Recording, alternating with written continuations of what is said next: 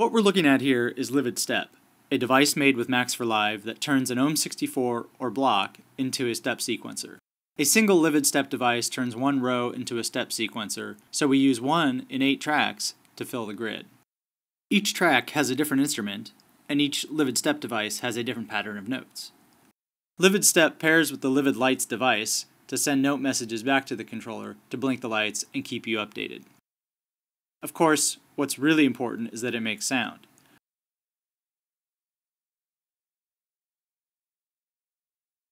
Right now, we're just looking at time progress through each row, so let's add some sound by turning on steps. First on track 1, then on track 2. Just pressing the grid buttons will toggle steps on and off.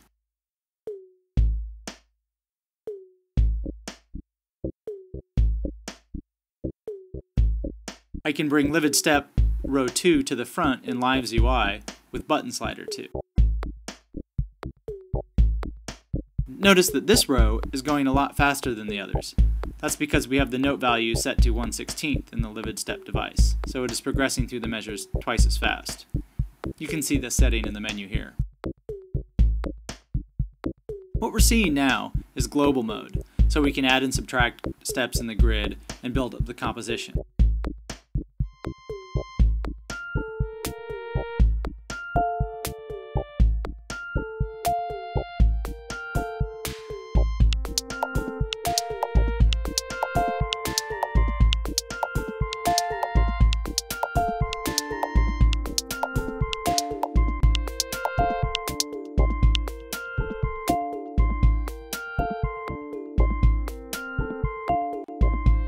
We also have volume control over each track or row on the sliders.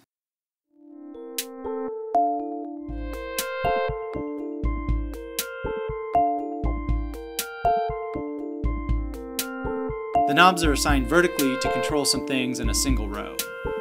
Let's mute all the other steps and listen to the drum track so we can better hear what the knobs do.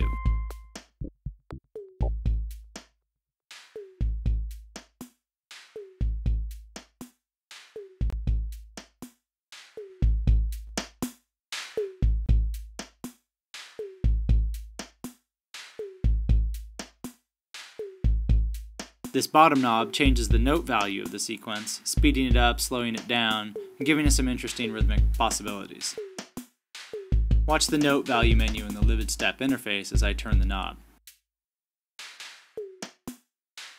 This knob adds noise to the clock, making the steps jump around randomly and deviate from normal time.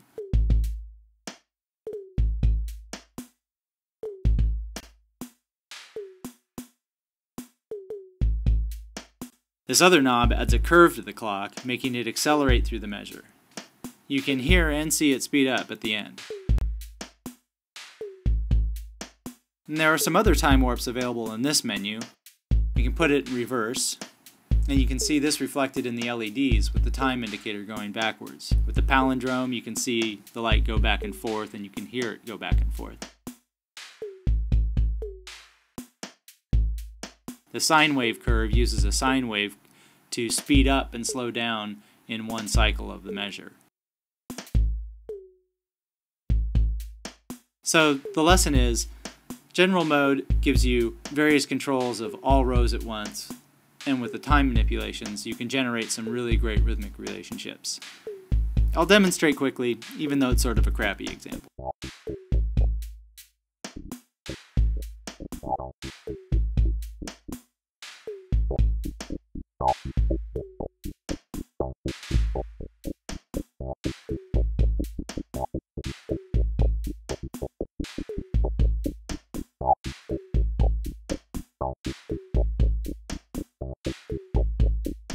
Okay, so that's global mode. Let's learn about track mode. In track mode, we can change the controls to focus on an individual step row. Just press one of the buttons beneath the sliders to bring a row to focus in the UI and switch controls over to that row. Let's enable track 5 and turn on some steps and see what we can do in track mode.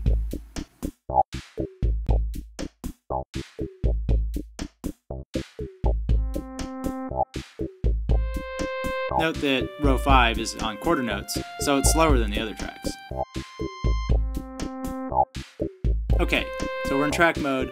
All the controls are going to mean something different than in global mode. In track mode, we can make assignments to steps using the keypads. First put it in track mode, then press a button to play a note, then press the step on row 5 to add that note. Once that happens, we're taken out of track mode.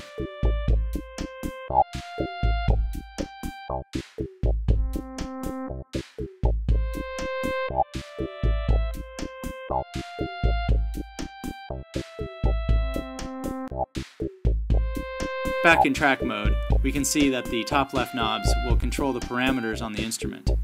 Watch the knobs in the live UI, so we can change the sound.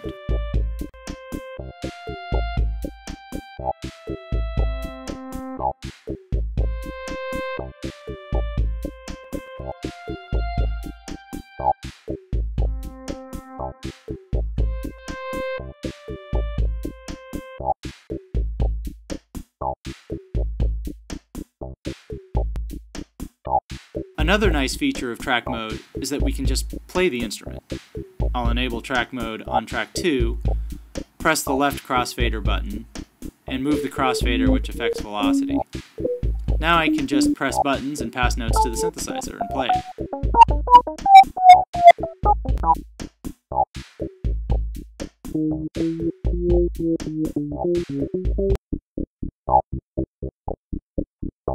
Again, in track mode, we can use the sliders to change the skip rules, which determine when to mute an active step. As I move the sliders in track mode, you'll notice the numbers beneath each step in the UI change.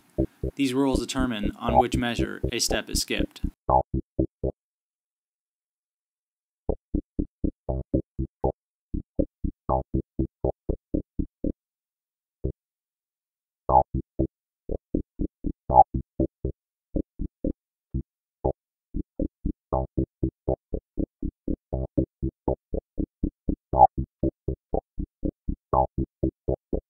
For example, with a skip of 2, on every other measure, the step will not play.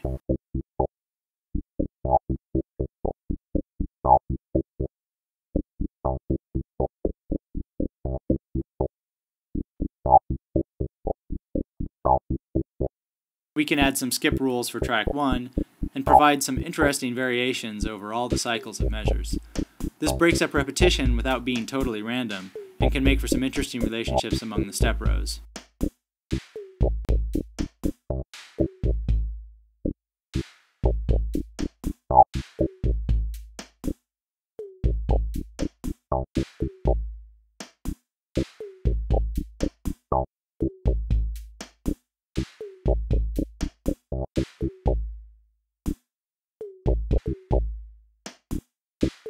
So that's an overview of the features of LividStep in global mode and track mode.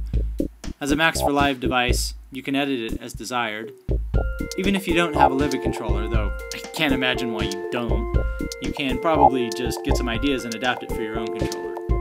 I hope you like playing with it.